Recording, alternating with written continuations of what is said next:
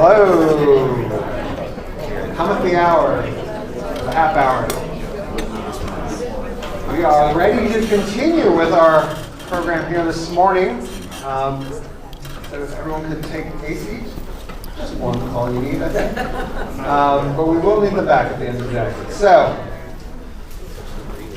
our next talk, we have three wonderful presenters here from the Dali Museum. And they're going to talk about augmented imagination, the role of AI in shaping creative storytelling. So this panel features experts from the Dali Museum and explores how artificial intelligence is transforming the way museums and cultural institutions create, interpret, and share stories. Through case studies such as Dali Lives and the Dream Tapestry, panelists will discuss the opportunities and challenges of integrating AI into visitor experiences, balancing innovation with curatorial missions, and ensuring that audiences remain at the center of engagement. So please welcome from the Dali Museum our lovely guests who will introduce themselves.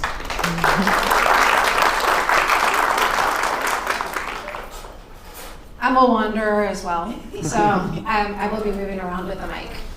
So I'm not going to go into extensive bios, but one thing that I want to preface is that even though we are all here from the same institution, from the Dali Museum, our conceptions, our feelings, our use of AI tools is not monolithic. I would say I'll self-identify right now as the skeptic, and that will probably be clear in what I share later. However, we are actively engaged as an institution in using these tools in order to engage visitors, to augment educational efforts, and to tell new stories about Salvador Dali. So here with me is Beth Harrison, who is our Digital Experiences Director. So in a lot of ways, you might think of her as the person who's most directly involved with these digital experiences, although you'll find in a small institution like ours, all of us have a hand in some way in creating and getting these experiences out to the public. Also joining us is our Director of Curatorial Affairs, Dr. Jennifer Cohen.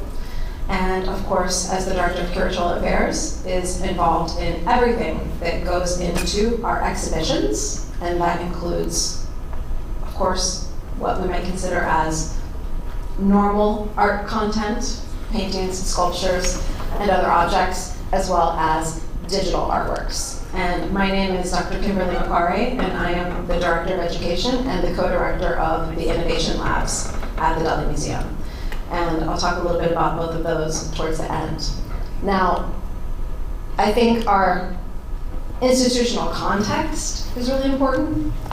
Obviously, our main interface is with our visitor. We want our visitors to come in. We want them to, of course, view the art.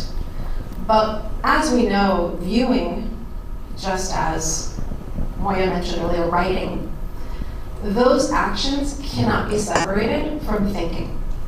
Those are a circular loop. When they come in, they're viewing, they're thinking, they're making meaning, and we want to support them in making meaning. We want to support them in creating personal connections to the artwork, and we want to support them in leaving the museum, hopefully different than when they entered, and we hope perhaps better in some ways than when they entered. And I'm not going to go into all of the details about our museum. How many people here have been to the Dali Museum? Yay! And I will tell you one thing that I think is important, though, about our institution. That is, we have a huge footprint in St. Pete and, in general, Tampa Bay tourism.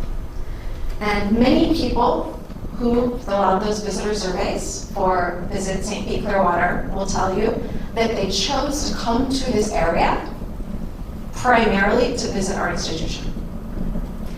And another important fact about the museum is that we have a higher percentage of first-time museum visitors than other museums. That is, our institution, for a large percentage of people who come there, is the first museum they've ever been to. And for me, those are two incredibly important reasons why we have, in my opinion, a larger responsibility for how we use and deploy artificial intelligence in order to engage and educate audiences. The second contextual piece that's really important is we're a single artist museum. So unlike encyclopedic museums that you might be familiar with, like the Met or the Chicago Art Institute, we're not trying to present, a longue durée view of art historical activity. We're presenting the works of one individual. And that individual had a very particular relationship to science, technology, and innovation. And one of the reasons that I'm the co-director of the Innovation Labs is because Dali saw himself as an innovator. And one of the things we try to tap into are what are the ways that he saw that.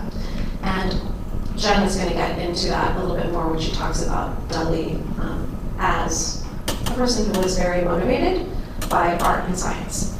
So having set the contextual ground for this, I'm going to pass it over to Beth Harrison, our Digital Experiences Director, to kick us off. All right. Hello, hello. Is that on? Hello. Yes. Got it. Thanks for coming today. It's good to see everyone. I have the best job. These guys might argue with me, but I get to oversee our digital experiences at the museum. And today we're going to talk about, our focus is going to be on AI and why we do what we do at the museum in terms of bringing AI into the museum. So we have a very long history of using innovation, and I've heard the word storyteller used a lot so far today. And we like to see ourselves as, or we consider ourselves storytellers, and our role is to educate our visitors about Dali's life, his work, about surrealism. And we always focus on what's the story or the narrative we wish to tell. And then we use technology as a communications tool to convey those stories. And that is how we utilize AI. So our history includes various different types of digital experiences, from virtual reality, augmented reality. We currently have a very large dome on which we show 360 immersive films. Today I'm going to focus on two different use cases of AI in the museum. One is the reason we sort of look to AI is to integrate an artist into his museum, and the other one is to provide creative tools for our visitors. But first, if someday I may die, though it is unlikely, I hope the people in the cafes will say, Dali has died, though not entirely. When I first came to work there 3 years ago and I encountered this, I was like, aha, very interesting. And Dali, if you aren't aware, was obsessed with his artistic immortality. So when it comes time to figuring out what kind of digital experience we might want to embark on,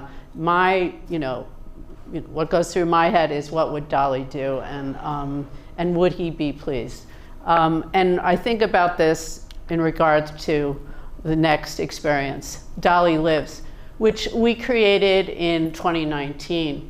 And we wanted to do something that would celebrate his 115th birthday. We wanted to do something which would enable us to integrate his presence into the museum.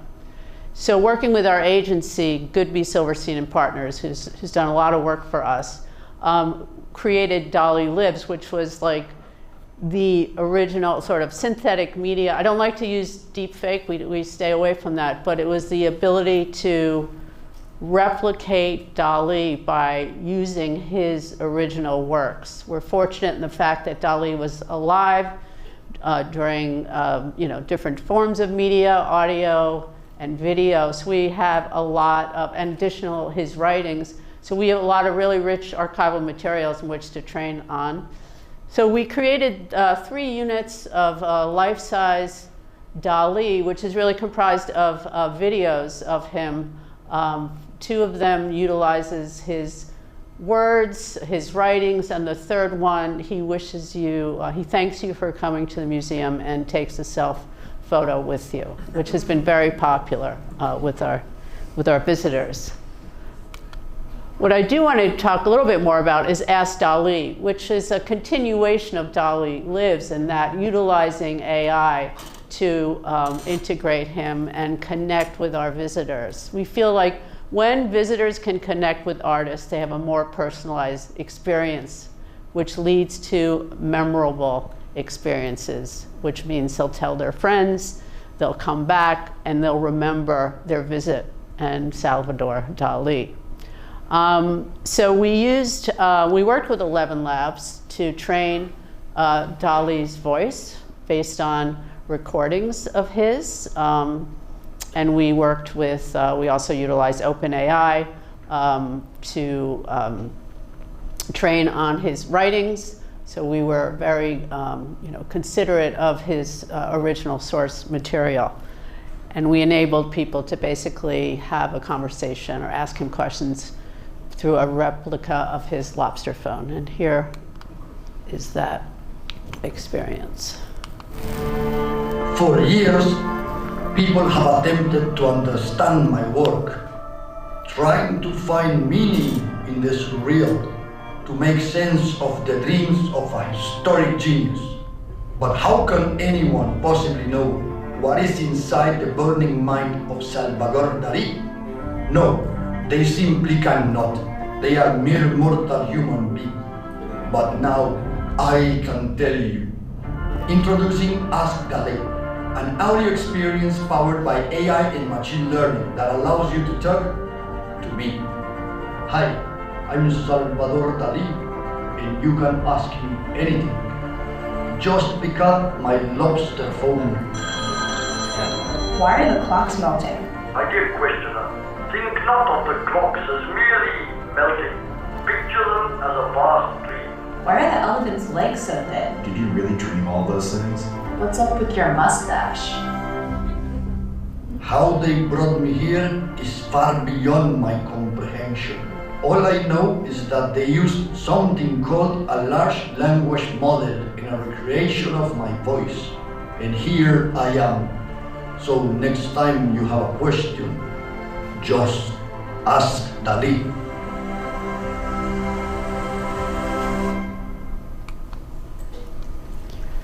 So that's an example of how we integrated Salvador Dali, integrate his presence in the museum. The next example is the Dream Tapestry, which we created in 23, around the time that OpenAI's Dali was coming to market. And we partnered with them to bring Dali into the Dali.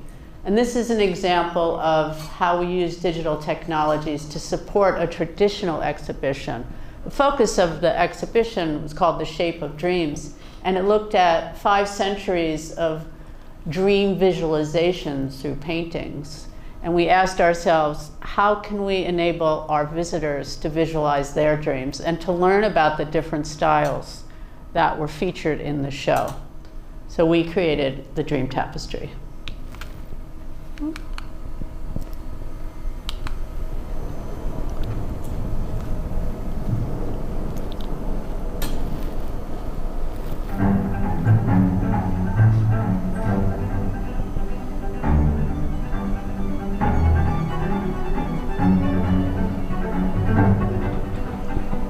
At the Dali Museum, we take Salvador Dali's own interest in science and technology to revolutionize the museum experience.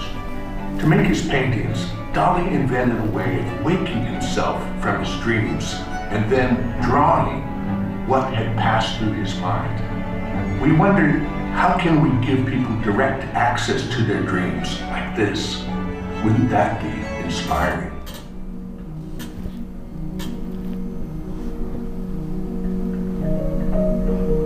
The Dream Tapestry is a new interactive experience that creates fine art pieces from the museum visitors' dreams. To be able to do that, we brought OpenAI's Dali to the Dali Museum. Dali is an artificial intelligence model that takes text and turns it into an image. And these images are not images that have ever existed before. The Dream Tapestry is the first Dali-enabled exhibit in a museum, and we're so excited about it because it's going to be a debut of how Dali can really enhance all types of people's creativity. The Dream Tapestry's artificial intelligence has a stylistic learning and understanding. So when we create each dream painting, we're doing so based on a selection of art styles. A dream painting is a representation of your dream that you're going to create using AI. The dream painting is shown here on one of the easels. And the Dream Tapestry combines 6 different dream paintings together to create one big seamless representation of our dreams. What's really special about it is that the Dream Tapestry not only visualizes a remembered or imagined dream in a particular artistic style, it joins the dreams of 6 different visitors together. And it can give us a collective image of what we're dreaming as a country at that particular moment in time.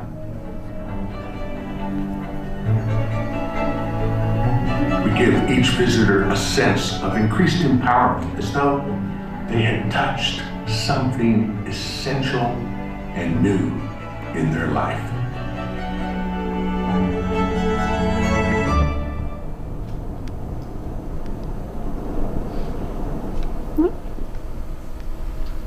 Oh no, there we go. I hope we have a smaller version of the Dream Tapestry currently at the museum. I hope you all get a chance to try it. But I also did want to say that, you know, I see a museum as a content company, and I feel like content companies have to evolve and go where their visitors are. And we serve different types of demographics. And in order to engage in some capacities with younger demographics, we feel that offering these digital experiences helps draw them into experiences with art. So on that note, I'm going to turn it over to my colleague, Dr. Cohen. Hey, is this working? Yep. Okay. So I'm a podium leaner, I will admit it. I'm a recovering academic, and I've got my notes. I'll try to stay away from them, but I like angle it a little towards you. Okay, here we go.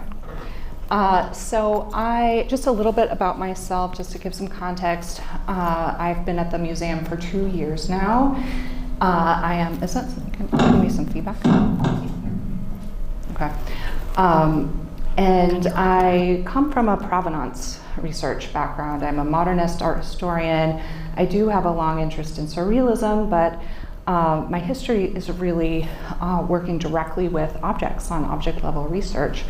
So I think it's just been really interesting for me to come together with my colleagues Beth and Kim and bring our insights together and think about how to kind of coalesce our resources and bring attention to the artwork and the creativity of Dali through all of our respective practices.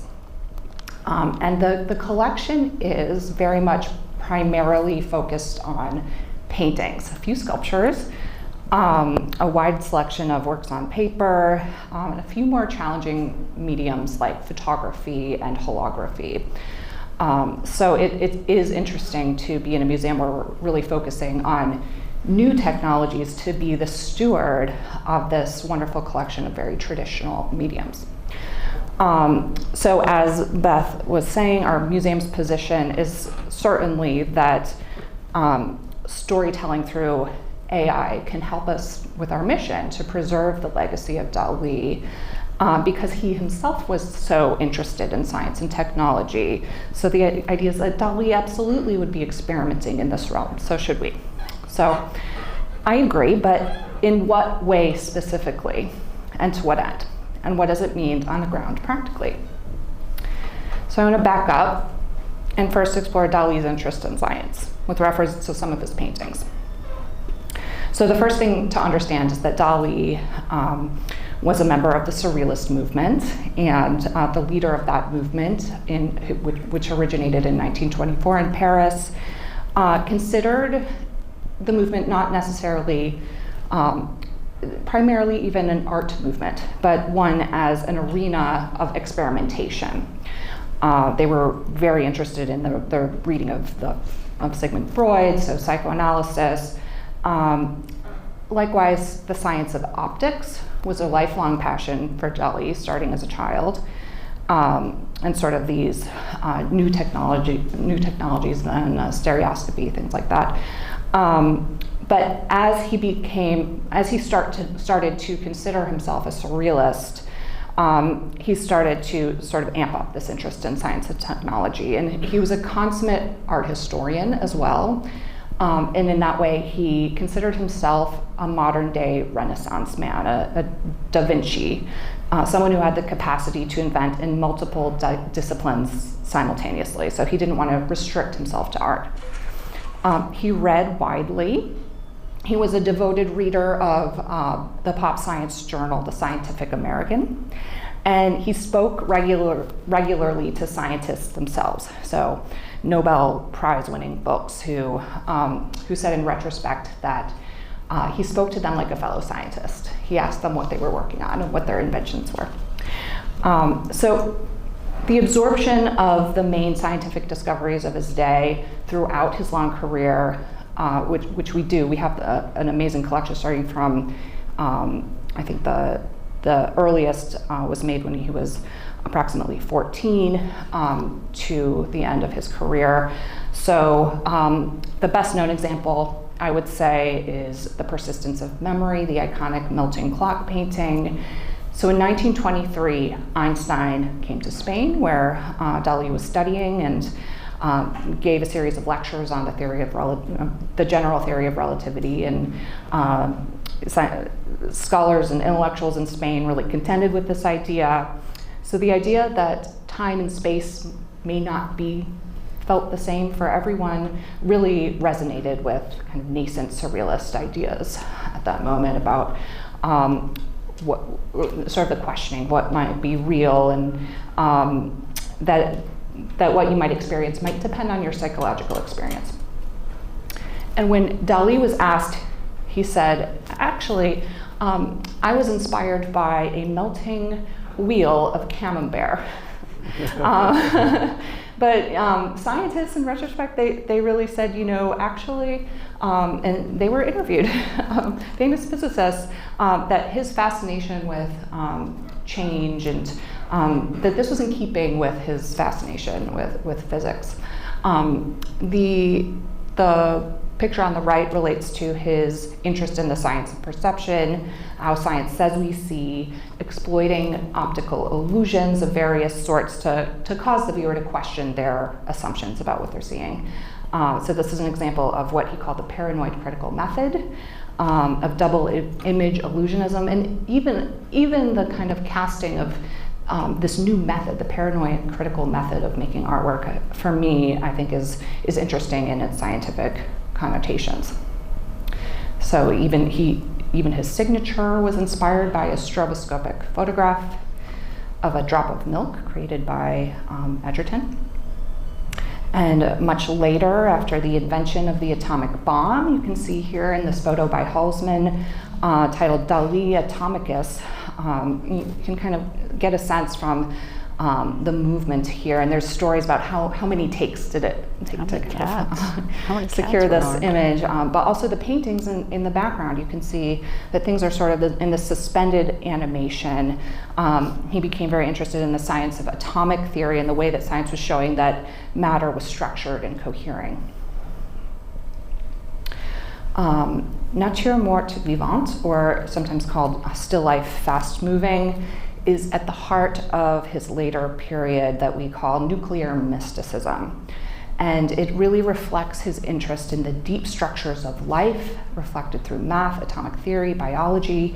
The Fibonacci sequence is throughout this work. So the Fibonacci sequence, as you can see on the right, maps a spiral, and you can see that even in the cauliflower florets at the right, or the rhino horn that he's holding at the left.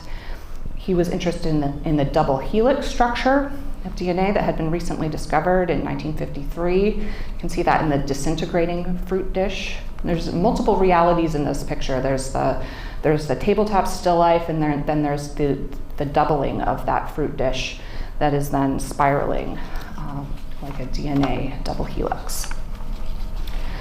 And the entire structure of this work is based on a book that Dali closely considered by a Romanian mathematician who was also somewhat of a polymath, a poet, a novelist, a professor of aesthetics at UC San Diego, Matila Gica.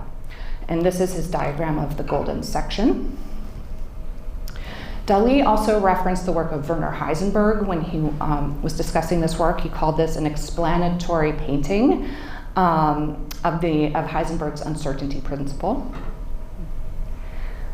And Dali was also, in a much deeper and almost mystical way, invested in the intersection of science and religious faith. So overlaid on this dense cloud of images that takes up the ecumenical council that was called by Pope John the 23rd in 1959 is Matila Gica's diagram of the dynamic triangles in the proportions of a Greek base. You can see it's inverted there. And along these lines of the intersection of geometry and beauty, Dali was fascinated by the most complex Platonic solid, the regular icosahedron. It has 20 identical triangular faces. He was acquainted with Buckminster Fuller, and he really desired to have a geodesic dome designed by Fuller on his museum, and he ultimately did have that installed there, and we also reference that in our own building. We call it the Enigma, the glass structure on our building. And Dali, like Da Vinci, considered himself a true inventor. So on the left you see his ovoceped, which he thought would be both a surreal form of transportation and maybe a surreal sport. On the right is the only work that I know of by Dali that actually references computers. And it's a print in our collection called Spectacles with Holograms and Computers for Seeing Imagined Objects, which certainly feels prophetic now, 50 years after its making. So around this moment in the 70s, Dali was focused on using both old and new imaging technologies to achieve ever more realistic illusions of three-dimensionality. So holography was something that he took up in 1972. And we have 4 holograms in our collection. And this brings us to the first challenge that I want to raise from my perspective, and that is telling the story of how ambitious Dali was in his work across media, when his paintings are really the only thing standing the test of time from a conservation perspective. So our galleries may appear more conservative than they should. And that is because his work in new technologies, new media, may have lifespans that are passing or have passed. So for conservation reasons, we do not keep these on display. And the practice now in major museums regarding holography made around this time is to make exhibition copies, and labs are few and far between. So I've been bringing more ephemeral media into the gallery, so photography, collage, but I'm really dedicated to spearheading a new initiative in my department to revitalize these works and just make sure they are, that we're telling the story about Dali's embrace of technology in the most accurate way possible, as we're also working to embrace technology in our visitor experiences. So at this sort of precarious moment in history, as AI is becoming ever more omnipresent in our lives, one of the opportunities of thinking Dali, so to speak, in relation to AI is the idea that we could consider him as a precedent for what we're seeing today. And follow me here, think of it this way. He used existing imagery, locatable landscapes that people can point to, photographs of specific people, previous paintings of his own, so this is the disintegration of the persistence of memory, the original of which, so the persistence of memory resides in MoMA. I hope you've seen it in person. We have this in our own collection. But he's taking and rehashing his own motifs and creating something new, something never before seen. So I think there's a deep aesthetic link between Dali's paintings and AI-generated imagery. So the capacity to visualize one's dreams or paranoid thoughts, meticulous realism that often appears uncanny or unsettling or even frightening. So for me, if Dali can be considered a precedent, he's also an opportunity to educate audiences about both the potential of sort of dreaming in this way and visualizing new realities in this way and the pitfalls of this path in a concrete historical example. So, for example, Dali's been praised for envisioning new worlds, but he's also been criticized for being repetitive and therefore unskilled, right? So there are these various ways of thinking about the way he rehashes and repeats imagery across his work.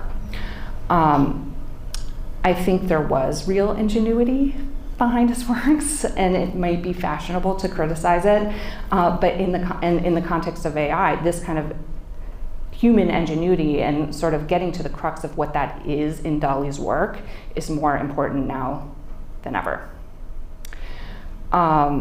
So, opening up to questions that I would like to discuss with this panel and maybe with you as an audience, I kind of think back to this idea that Dali was someone who thought in some way, maybe he would live forever. Maybe it wouldn't be as if he's alive today, but it would be in some form, right?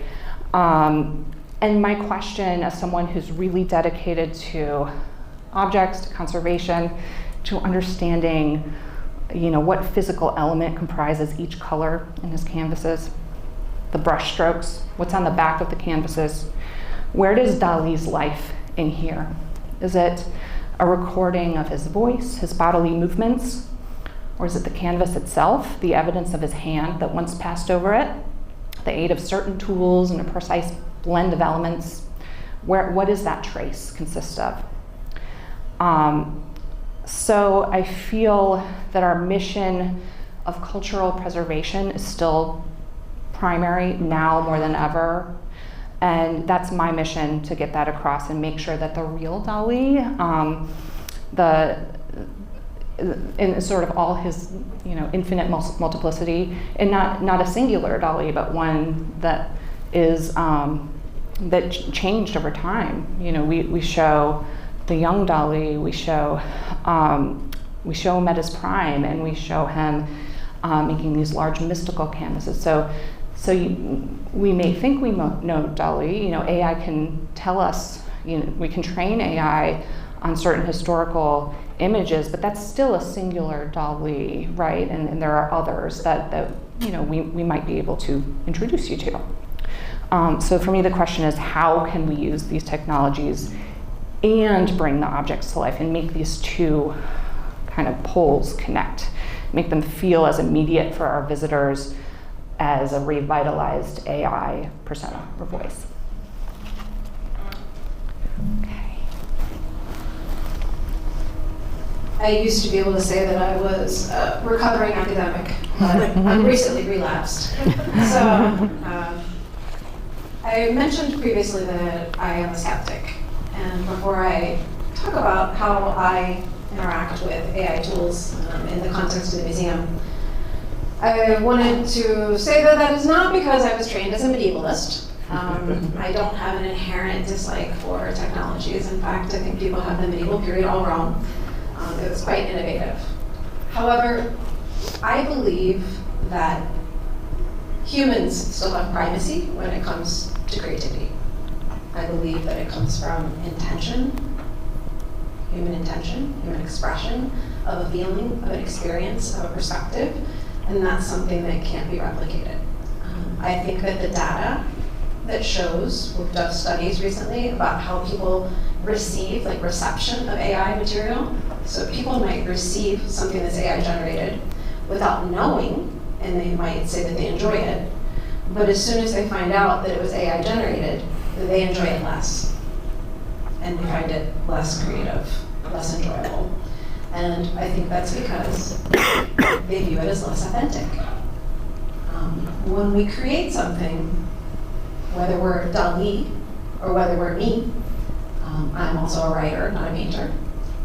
But when we're creating something, what we're creating is the result of many, many choices. And only a few of those choices are kind of those big macro level choices that come up in really simple AI prompts. So for example, our dream tapestry experience, that's a pretty simple kind of like macro level prompt. What was your dream like? And all of the other choices that get made have nothing to do with the individual. And so that's why I would say that experience, it's a really fun one and it can be really engaging, but it doesn't make the person who is producing the image a creator, in my humble opinion. However, as the director of education, I need to make choices, especially when it comes to how we're going to engage and educate visitors within exhibition spaces. So every time we have an exhibition, we have part of the exhibition that's called the engagement element. And the engagement element can be digital or it can be analog. And I think the really important thing, whether we're considering to use an AI tool here, like Ask Dali or Dream Tapestry, or if we're choosing to use an analog tool, like the drawing room that we created for our Dali drawing exhibition, is what is our objective? What is our objective for the visitor? In the case of drawing, how many of you in here, I heard earlier artists, how many in here draw? Drawing is such a physically based activity. And feeling the material under you, feeling the instrument in your hand as you move it across the paper, seeing the way that you manipulate that instrument and how that changes what appears under it, that is not an experience that can be easily replicated with technology. And we wanted to give visitors that experience. On the other hand, if we want our visitors to feel as if they have the opportunity to meet Dali in some way, that's not something, without breaking all kinds of rules, that we could do in an analog form very easily. And I've been to his museum in Figueres, and I'm pretty sure someone would stop me if I tried to open Dali's tomb. Although they did exhume him a few years ago for a paternity DNA test. Negative. His name was negative. It's not the father. They did exhume him though. His mustache was apparently still intact. But we cannot give people that experience in an analog fashion. Therefore, moving to the Ask Dali gives people the opportunity to feel as if they had that moment of conversation with Dali, and because it is trained on his own writings, it is in a format that they might consider Dali might have said that, because it is trained on his writings, it's said in his typical kind of grandiose fashion, trained on his voice. As long as we are transparent that this is an AI experience. This is not a seance. We know what we're doing here. So for me, as the director of education, it all comes down to what's the experience that we're trying to create for our guest, and to what extent does that experience need to be facilitated by technology? Because if it doesn't need to be facilitated by technology, then I think we should do analog. You know, if I'm just going to use my fancy whiteboard to write on, I don't need the fancy whiteboard.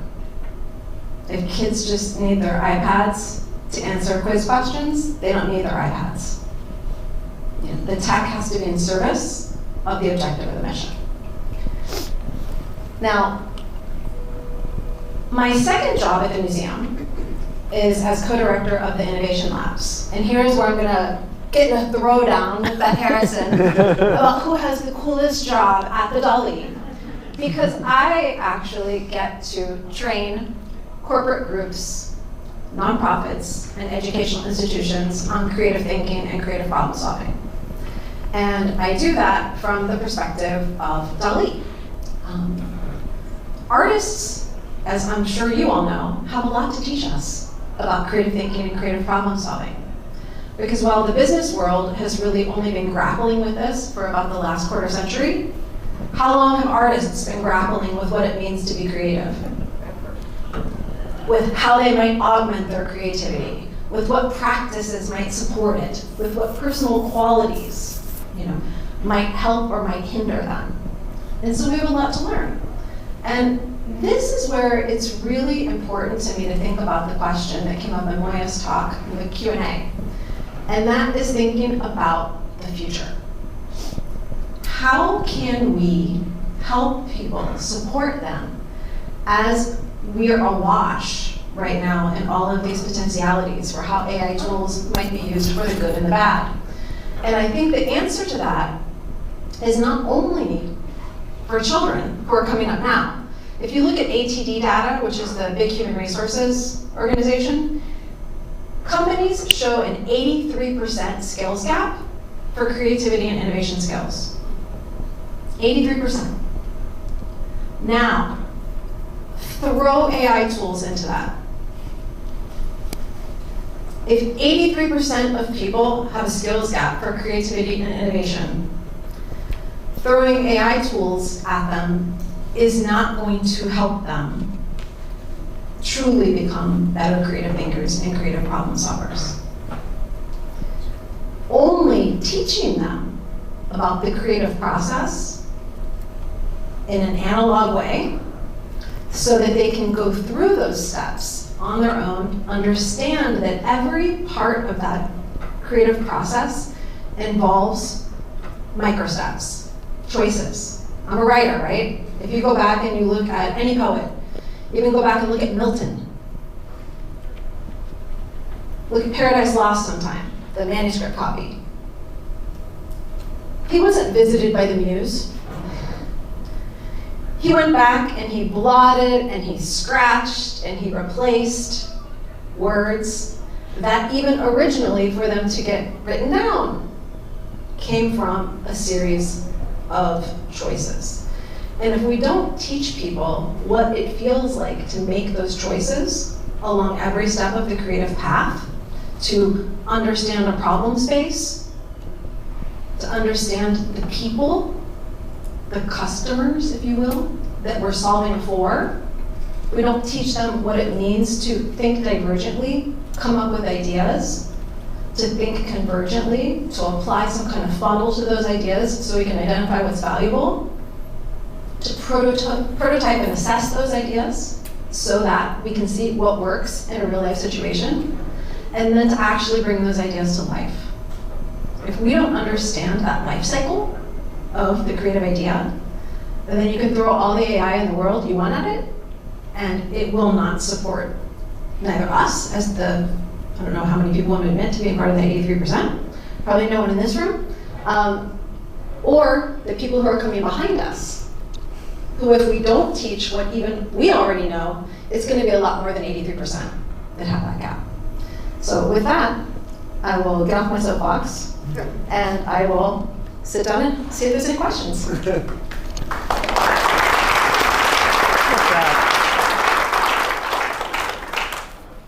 So we have time. This is on, yeah, wait. We have time for just a couple questions. Does anyone, I'm going to work this side of the room first. All right, here we go. Hi, how are you? I grew up in Tampa. I live in Philadelphia now, so my childhood was going to the old Dali Museum before you guys recreated everything. It's really interesting to see it's a single artist. Was there a liberty or kind of a freedom in the ethical or copyright or legal perspective because just one person probably copyrighted all in your kind of wheelhouse and everything like that? Was there a freedom pretty much for creating all these experiences because you know you had the right or the permission from the estate for using all this material? Are you looking at me?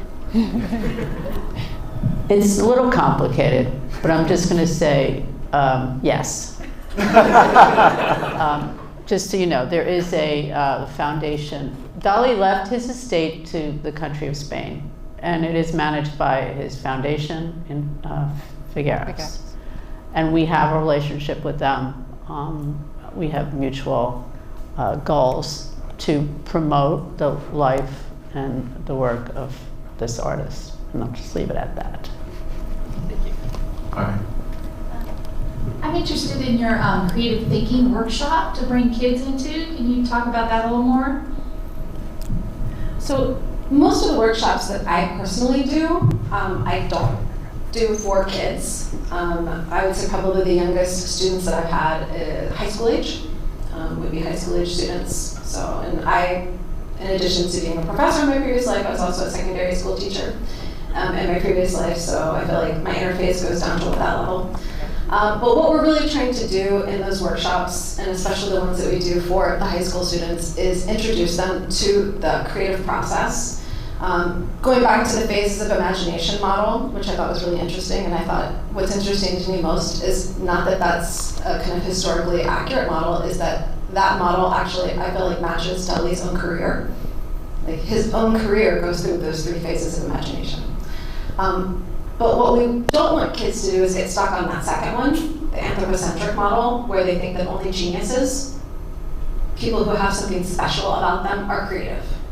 We want them to understand that all of us are creative, that we all have creative potential, and what we need to do is understand how to access and activate that creative potential, to use tools to support us in areas where our nature does not support us. And then to use for our own benefit those areas where we are strong. So that's what we try to help kids do. We have a junior docent program that's really been very popular, runs in the summer, and has had major impact on young people's lives, because they come back as adults and they tell us how that program, becoming junior docents, really changed their lives. It's pretty amazing. One more quick question. All right, here we go.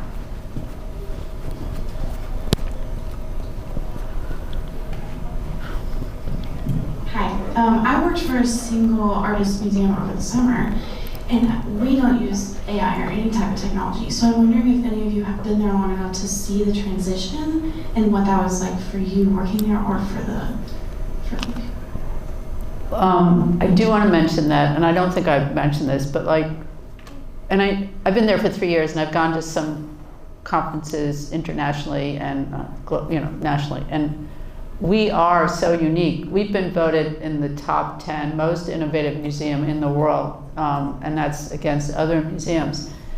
My point is that not a lot of museums do utilize digital technologies for various reasons, and I think what Jen was talking about, and also Kim, is that Dali was a technologist.